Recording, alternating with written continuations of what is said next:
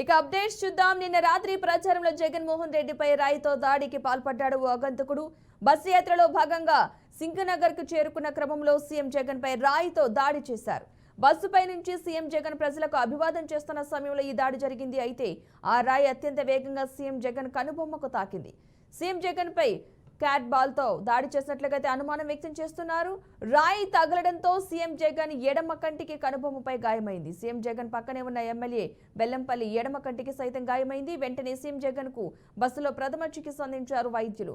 ప్రథమ చికిత్స తర్వాత మళ్లీ బస్సు యాత్ర కొనసాగించారు సీఎం జగన్. మెరుగైన చికిత్స విజయవాడలోని జీజీహెచ్ ప్రభుత్వ ఆసుపత్రికి అయితే తరలించారు. అనంతరం కేసరవల్లికి చేరుకున్నారు జగన్.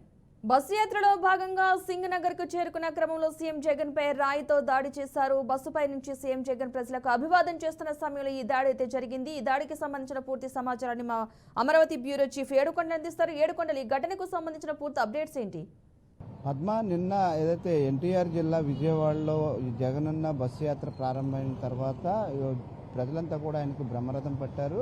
అడుగడుగునా కూడా నీరాజనాలు పడుతూ భారీ గజమాలతో ఆయనకి స్వాగతం పలుకుతూ కూడా విజయవాడ నగరం అంతా కూడా ఆయన్ని సాధారణంగా స్వాగతం పలికారు. అయితే ఆయన ఏదైతే అటు విజయవాడకి ఎంటర్ అయిన తర్వాత వారధి నుంచి సికామణి సెంటర్ నుంచి ఇటు సింగనగర్ వైపు వచ్చారు. సింగనగర్ ఫ్లైఓవర్ దిగిన తర్వాత అక్కడ నుంచి రైట్ సైడ్ తీసుకుని ఈ రోడ్లో ఇప్పుడైతే మనం ఎక్కడైతే ఉన్నామో ఈ రోడ్లోకి వచ్చారు.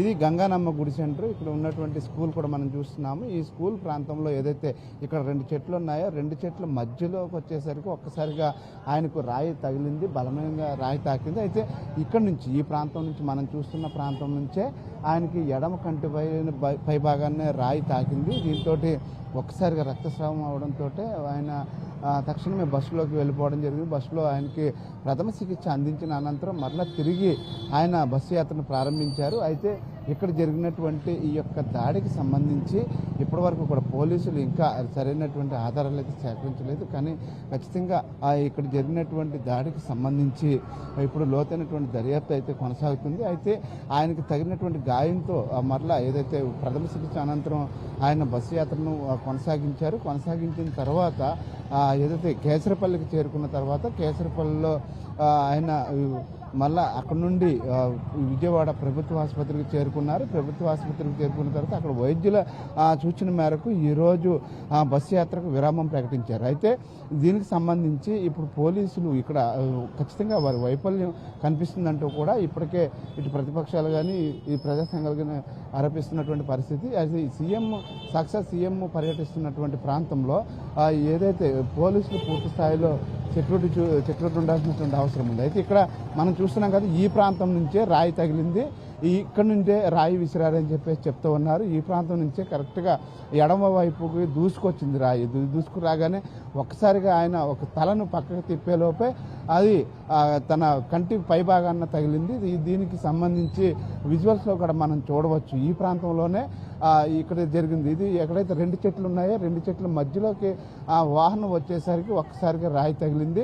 అయితే ఈ రాయికి సంబంధించి క్యాట్ బాల్తో కొట్టుంటారని చెప్పేసి కొంతమంది అయితే చెప్తున్నటువంటి పరిస్థితి కనిపిస్తూ ఉంది. అయితే దీనికి సంబంధించి ఎవరినైనా నిపుణుల్ని ఏదో పెట్టలు కొట్టే వాళ్ళు కానీ అటువంటి కానీ ఎవరినైనా తీసుకుని వచ్చారా, ఇదంతా పథకం ప్రకారం జరిగిందా అనే దాని మీద పలు అనుమానాలు అయితే వ్యక్తమవుతున్నాయి. ఆకతాయిల పని అయితే కనుక ఈ రాళ్ల దాడి అనేది ఒక్కసారిగా దూసుకొస్తాయి, చాలా రాళ్లు దూసుకొచ్చేటువంటి అవకాశం ఉంది. కానీ ఒక్క రాయి మాత్రమే వచ్చిందని చెప్తున్నారంటే ఖచ్చితంగా ఇది పథకం ప్రకారం చేసుంటారు అని చెప్పేసి చెప్తూ ఉన్నారు. అది దీనికి సంబంధించినటువంటి పూర్తి ఆధారాలు సేకరించవలసినటువంటి పోలీసులు ఇంకా దీనిపైన దర్యాప్తు చేస్తున్నారు. ఈరోజు సాయంత్రానికల్లా ఇది ఒక కొలిక్కి వచ్చేటువంటి ఆవశ్యకత అయితే ఉన్నట్లుగా కూడా తెలుస్తుంది. అయితే ఈ దాడికి సంబంధించి ఏదైతే ఆయనకి దాడి జరిగిన తర్వాత పక్కనే ఉన్నటువంటి ఎల్లంపల్లి శ్రీనివాస్ కూడా అలాగే కంటి భాగంలోనే ఆయన కూడా తగిలినటువంటి పరిస్థితి కనిపిస్తుంది. అయితే ఈ సీఎం జగన్మోహన్ రెడ్డికి మాత్రం నొసలపైన చెట్లంతో ఆయనకు 2 కుట్లు పడతాయంటూ కూడా వైద్యులు సూచించారు. అయితే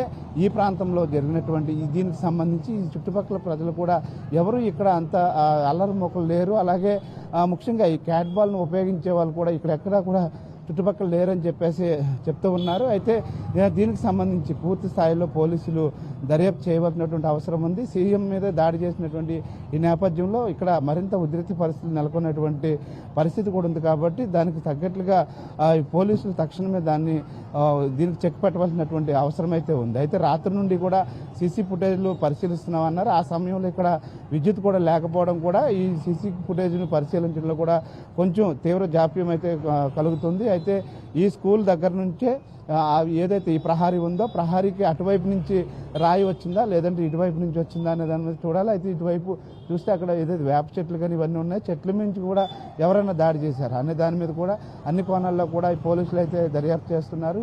ఈ చుట్టుపక్కల ఎవరైతే ఈ గురిచూచి కొట్టగలిగినటువంటి వారు ఈ క్యాట్ బాల్ ఉపయోగించేవారు ఎవరున్నారనే దాని మీద కూడా పోలీసులు అయితే పూర్తి స్థాయిలో దర్యాప్తు అయితే కొనసాగిస్తున్నారు. పద్మ. రైట్, థ్యాంక్ యూ ఏడుకొండలు.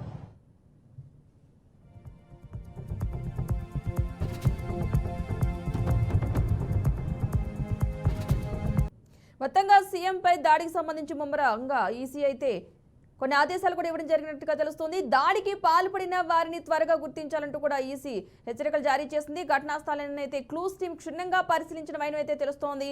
ఘటనా స్థలంలో వేలుముద్రలను కూడా సేకరించారు అధికారులు. దీనికి సంబంధించి దర్యాప్తు కూడా కొనసాగుతున్నట్లుగా తెలుస్తుంది. మొత్తంగా సీఎం జగన్ పై దాడినైతే దర్యాప్తునైతే ముమ్మరం చేశారు అధికారులు. రేపటిలోగా నివేదిక ఇవ్వాలంటూ కూడా సిపికి అయితే ఈసీ ఆదేశాలు జారీ చేసినట్లుగా తెలుస్తోంది.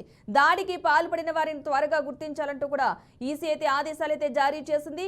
ఘటనా స్థలాన్ని క్షుణ్ణంగా పరిశీలించింది క్లూస్ టీం. దాని ఆధారంగా వేలుముద్రలు కూడా సేకరించినట్లుగా అయితే తెలుస్తోంది. ఈ నేపథ్యంలో ఎవరు ఈ దాడికి పాల్పడ్డారు అనే కోణంలో అయితే దర్యాప్తు వేగవంతం చేశారు. ఈసీ ఆదేశాల మేరకు కూడా సిపి దీనిపై ముమ్మర ప్రయత్నాలు అయితే చేస్తున్నారు. దర్యాప్తు ముమ్మరంగా కొనసాగుతున్నట్లుగా తెలుస్తోంది. ఈ దాడికి పాల్పడిన వ్యక్తి ఎవరు అనే దానిపై అయితే పోలీసు అధికారులు అయితే ఆరా తీస్తున్న వైనం అయితే కనిపిస్తూ ఉంది.